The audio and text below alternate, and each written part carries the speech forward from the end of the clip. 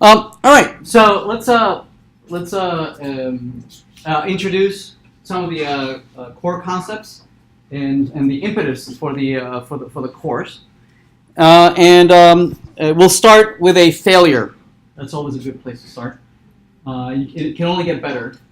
So here's a famous project that failed in the last millennia. And it was a huge undertaking. It was the Denver International Airport. It was a very pretty project, and everybody was very excited about it. This project suffered a lot of the things that many large projects suffer, right? People being overconfident and failing to understand the complexity of the problem, being over optimistic. Underestimating how certain things were going to be hard, and we just naturally have this flaw. Okay, we have a certain perception of reality that has nothing to do with reality. Okay, we have evolved over the millennia, thinking in a straight line, thinking very linearly. And it turns out that the world is not necessarily linear, right? Especially software engineering problems, they tend to be exponential. They tend to be non-linear, right? And it's very hard for us to visualize this.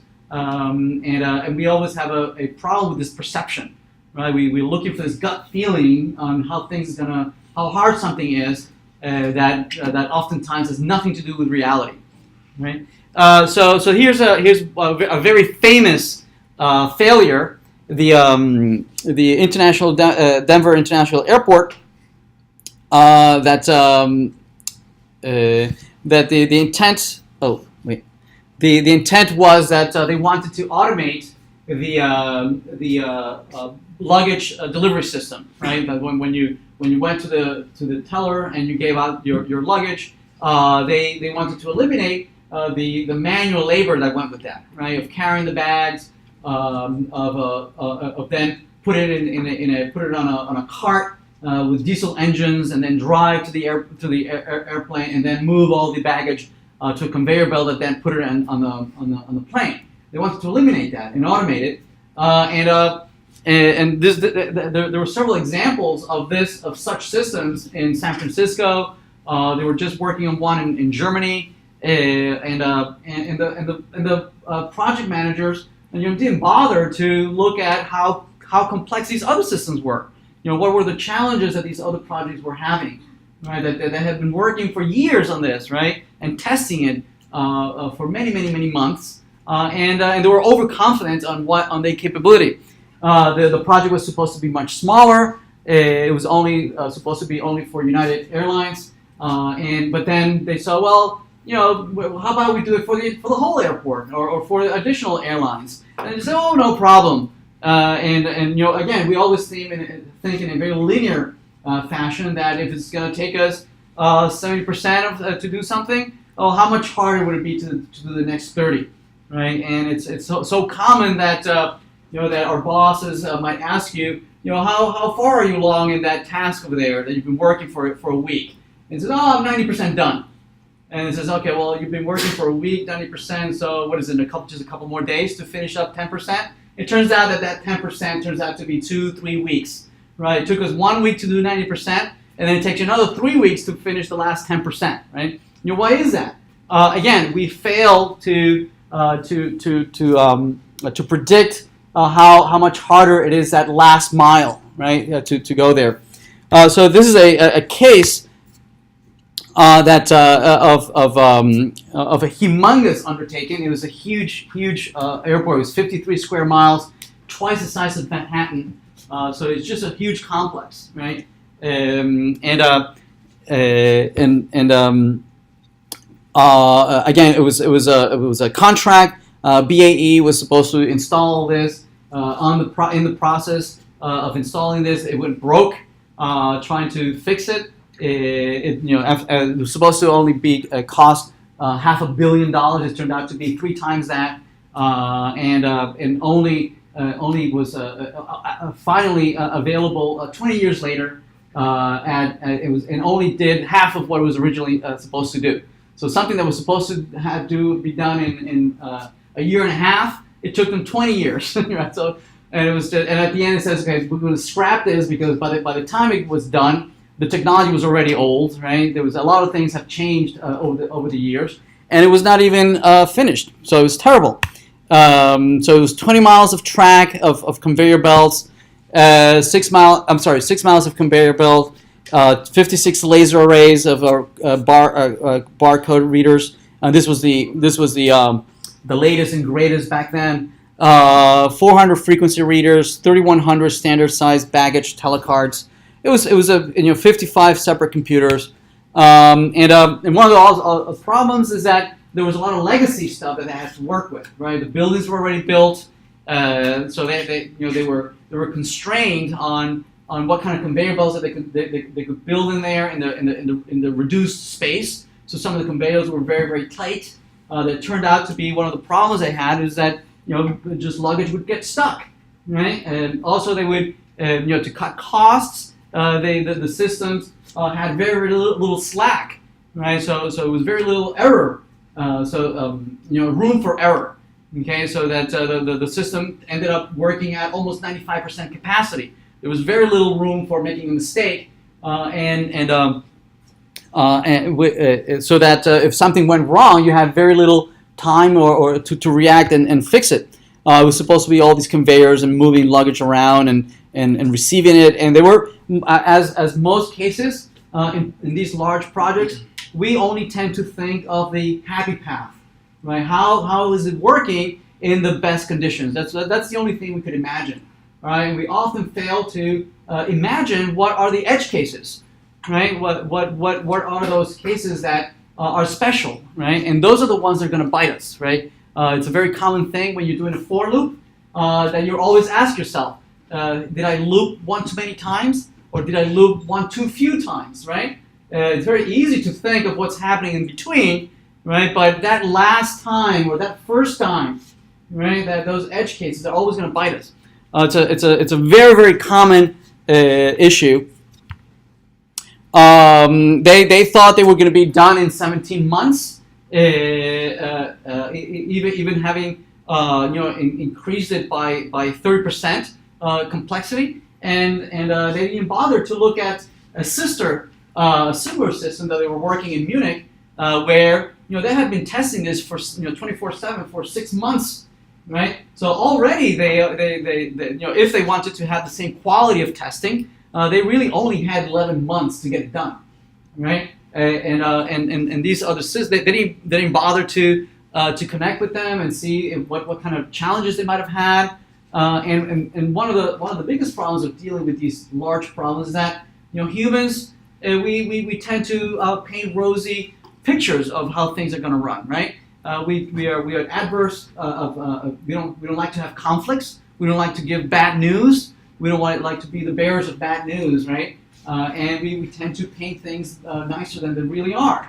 Okay, so these are all flaws of our human character, right? And this is we just have to deal with this at least until the machines take over, right? And then we won't have any of this problem since AI will take over and we'll all lose our jobs.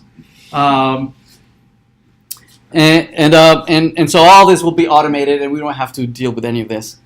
So many of the risks, a lot of they didn't contact their counterparts in Germany. There was very little communication with the client, and they had a lot of legacy systems to work with. And one of the things that they decided to do at a last minute is that they said, they were overconfident, says this is a great system, they love it, and let's broadcast it live for the nation to see. Okay, and so it was on live TV. Back then, there was no lag time back then. It was live, right?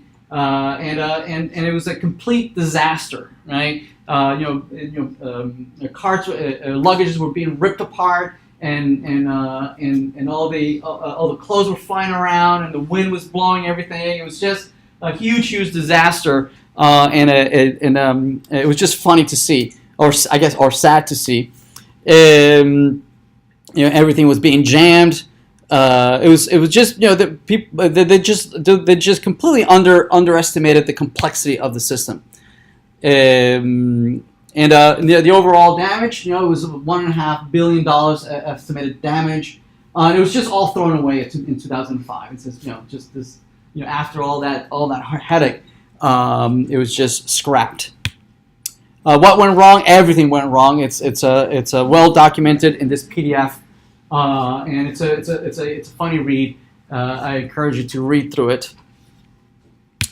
And there's plenty. Our industry is littered with lots of these examples of failures.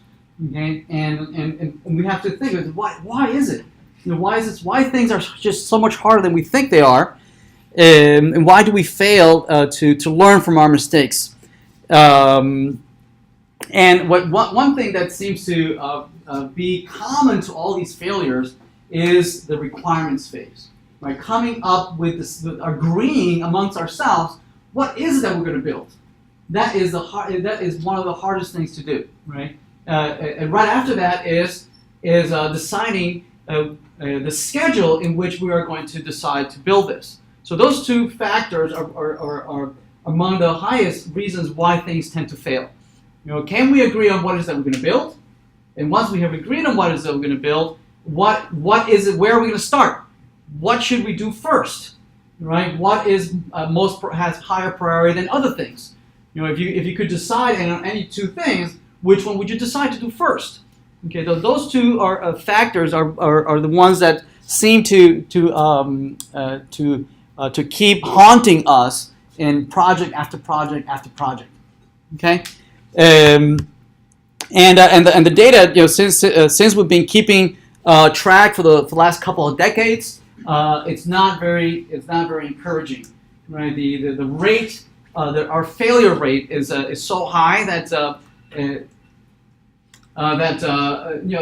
investments, if people have millions of dollars to invest, and they look at you and says, there's only a 20 or 30% chance that this is going to succeed, meaning I have a 70% chance that my money is not going to get what I wanted, and says, would you invest with that kind of failure rate? Okay, or have a 30-40% chance that that the original thing that you promised me is not exactly what I want, and I'm going to have to invest even more to fix what it is that you're going to give me, right? Or there's maybe 30% that my money is just going to be blown away. It's not going to do anything, right? So there's a lot of skepticism, right, from business that wants to invest millions of dollars. So in the next decade, there's going to be trillions of dollars that are going to go into all sorts of projects, and we can just think that most of it is going to be wasted, right? So that's sad, right? It's sad. How can we improve our success rate? So this is what this course is about.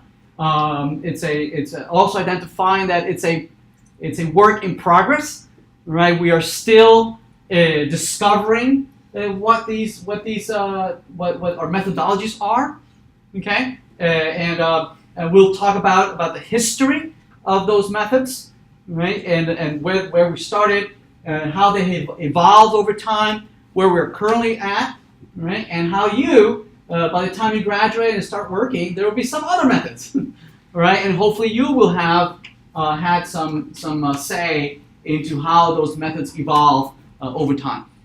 Okay? So again, it's a work in progress on how is it, as we discover better ways of delivering software.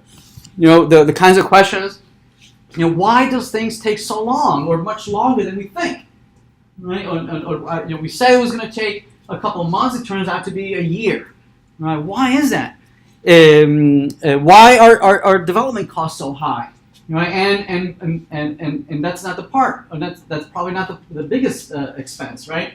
The biggest expense probably is not developing the software, but once it has been put in place, it's actually maintaining that software, right? Changing it or modifying it over time. That's probably twice as much what it took us to make it in the first place, right? So how can we make it so that we don't have to spend so much time later in there, right? Why do we fail so much at finding the errors in the first place? Why is it that we're so surprised, once we deploy this, that things just don't work? Why couldn't we find those errors earlier, right? So that we're not, we're not delivering something that we know is buggy, right? We are the only industry, right, that we deliver something that we know is broken, right, that already has bugs. Okay, that we deliver something in the back. It says, "Careful how you use this." Right, we're not responsible how you're going to use this. Right, with providing these disclaimers. Right, that we are not responsible how you use this. Imagine if a civil engineer would say that about a building or about a bridge. It says, "No, it's risky. Use at your own discretion. Use this bridge at your own discretion." Right. Why is it that in other industries they can prove or they have the capability of guaranteeing certain quality, okay? Probably because they've been around much longer than we have, right? And probably their systems are much more linear than ours. Okay, they have their equations, right? They have their stress tests, and they have their integrals and derivatives and all their equations that they can plug in various values, and they can give them a range of predictability on how certain systems will behave, right? Nevertheless, right, we want to be able to do certain things as well. We want to understand what are the processes that we can guarantee that this will behave the way it's supposed to behave, right? We want that. That's what we're looking for. Okay. So there's a very common picture that I'm sure you've seen of the various stages of all the different folks that are involved in a project, right? On how the customer explained it, okay? Probably that's not what they wanted. Three places to sit on, right? That makes no sense. But that's what they said. I could play it back to you. That's exactly what they said, right? Or at least that's the way we could interpret it, right? And then the project leader, this is the way they understood it, right? And again, something that makes no sense, something that cannot actually swing, right? And the business analyst, this is the way they designed it. This is the way the programmer wrote it, right? It's just on the floor, so you can't even swing. The business consultant, the way they described it is so there's a comfy couch where you're going to be sitting there. It's going to be very, very comfy with lights and no documentation whatsoever. Nobody documented when it was installed. It was just one single rope. All the cost after deploying this. This is the way the customer was billed with this beautiful deployed carts in an amusement park. No support whatsoever, right? It's just no full. And this is what they really needed. Something as simple as this, right? This is what they actually needed. What was that, right? So as it's a very, very hard problem. Here I am making some grunts, right, with my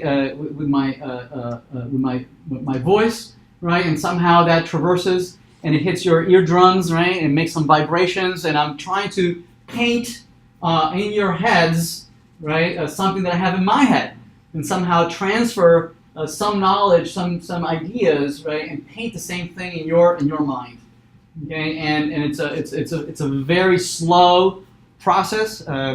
We have a very slow transfer rate, okay.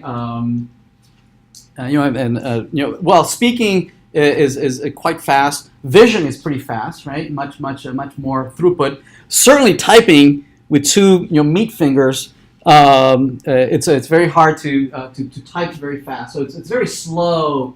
Our transfer rate, right? The way we can consume content is very, very slow, right? Especially trying to make sense out of that data. So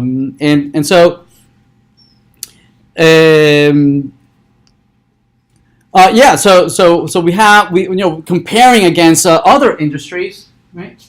Like bridges and buildings that are dozens or hundreds or thousands of years old. I mean, there's still some bridges and some places in Europe where we still have buildings and that were built thousands of years ago, right? The Romans were pretty good at building things that stayed for thousands of years, right? So they were pretty good at this, right? So how can we write things that are quality, right? That will withstand the test of time. Right. So what the objective of the course is to understand how processes change over time, right? How have we reacted to those changes over time, to accept the fact that things are moving all the time, right? Nothing is static. It's only an illusion that things might be the same from one day to the next, right? That we tend to be complacent, right, and comfortable with something that looks like it's not moving, that's static, but indeed, reality is that things are always moving, right? People are changing their minds all the time. And so we're looking to standardize processes that can deal with this, right? Perhaps processes that worked earlier, like we'll see in a minute, the sequential processes, the waterfall processes, where a particular domain is very well understood, okay, and it is fairly constrained, right? Perhaps processes that are very rigid work there, okay. But as time has progressed, and with the advent of the internet, and folks being able to deploy software very quickly and change their software very quickly, we found ourselves in the capability of being able to quickly turn around and answer to our clients' requests, right, or requirements. And so we have had to adapt our processes to be able to move in this very fast-paced industry, right? So these methodologies have evolved over time that can allow us to do that. So what are the technologies, techniques, processes that would allow us to deal with these issues? And so here are some of the aspects that we can measure whether our process or our project will succeed. We want to measure its functionality, right? That it actually has implemented the features that we said we were going to implement. Is it usable? Right? Yes, it can do all these things, but it's so hard. It has a huge learning curve. I can't understand what it's doing. And even though it can do it, I just don't know how to tell it to do it, right? It's just that it has a very high, steep learning curve. Maintainability, can I come back later and modify certain things or change something that is not working correctly, or maybe tweak it so that it has new requirements. Efficiency, that it's using effective use of the given resources of the CPU, of the databases, of the RAM, or the infrastructure that we're giving it. If we knew it worked for 100 people, will also work for 1,000. Will also work for 10,000. Hundreds of thousands. Right? Is it scalable? Right? Within the resources that we can give it. Is it dependable? Is it resilient? So these are several measures of success of the project, right? And again, there's different points of view on how we perceive success, right? We might be familiar with these over here from our programmer's point of view, the ilities, right? The ilities that we might measure, but certainly management will have different points of view, right? On their investment, of their return on investments, whether it satisfies certain regulatory or policy. Or does it give it its competitive advantage with their competitors? Is it generating the amount of revenue that's going to allow it to sustain the business? So it's certainly the management's point of view. It's a much more broader, right? Can I sustain this, right? Ours as developers typically is a much more narrower view of the entire process. So we have to learn, right, to work in this larger environment, right? We need to be able to learn how to speak the business, understand the business, right? To help them understand what do they need. So it's not just us. We typically just focus on ourselves inside of our tech as part of the tech team, and we often forget that there's many other different players out there. Okay, certainly there are the end users who are going to use our system, right? They probably have been using it. They've probably been calling support for help. The help desk, because it's not working or I don't know how to use it, and that's certainly very expensive, right? For our business. Certainly they have all sorts of issues that they might have, a lot of pain points that they wish the system might work differently. Certainly when it gets deployed, somebody's going to have to maintain the machines, maintain the databases, the infrastructure, the networks, right? So whatever we build, right, is going to have to run inside of a particular context and support whatever operations gives us. Certainly we have the product, marketing, all the bosses, the managers, the sponsors. Certainly we have the business who are shelving out the money, right, and pay for everything. Certainly we have the lawyers, the finances, human resources. There's lots and lots of different folks that impinge on what you're doing at your desk, right? You're writing a line of code. It's within this larger context that you're writing this piece of line of code, right? And we have to. Oftentimes we just like to just sit at our desk and says, let me just write this piece of code, right? We have to understand that it's in a larger context. Right. So course objectives is what are the processes that given all these given all these challenges, how can we improve the software that we produce?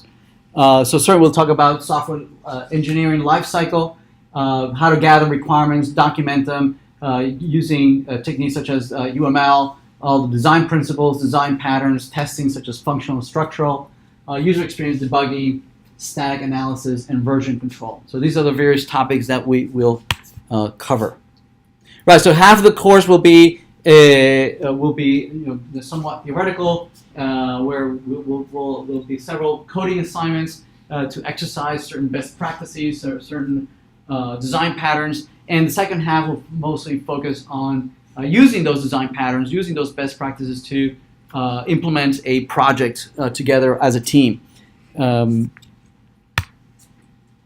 The course project, again, it'll be a plagiarism system that we're going to be implementing, and you'll be exercising the entire software development lifecycle, right? Gathering the requirements, doing the design phase, doing the prototypes, writing the tests, writing the code that pass those tests, doing code coverage, creating a continuous integration system that runs automated tests, right? Creating all the Jira tickets, creating all the assigning them to other team members, doing the code reviews, creating the feature branches, merging those accepting, creating pull requests, right?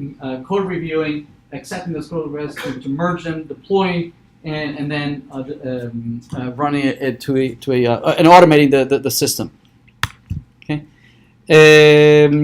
Right. So the project is 4 people. Again, it's intended to replicate a realistic development practice of you working with teammates. It is using Java, version control. Okay, and then the last week we'll have presentations. Although I believe this semester we're considering using just you recording yourself and uploading to YouTube, right, and submitting a recorded presentation as opposed to bringing everybody and having 10, 20 teams present. I'm not sure if we have finally decided on that. Yeah. So these are the 5 different homeworks. The Git it's due. I think it's due before week 3. Huh? That looks fairly out there. We'll do some design patterns. We'll have testing, and then bug hunt and code review. Midterm closed book. Okay, no, it's a closed book. Designs and tests individual skills. This is the textbook. The software engineering, a practitioner's approach by Pressman and Maxim. And these are the reading assignments for the various chapters that will be due and assigned every week. Okay, there's the grading. I think the project is now 45%. I mean 50%, not 45. So we'll need to fix that. Oh, right, we added the 5% reading. Right, meaning every in class we'll have random questions on the reading, right? And your answer will be used for this last 5%. This is the grading. And the scale that we use is pretty standard. There's the course schedule, and I see that the dates are for last fall semester, so we'll need to change. I'll need to change that to 2018. There is a course website, right, and the Piazza for spring 2018, which you already have been invited. Okay. All right. The team, the work, the tutor. All right.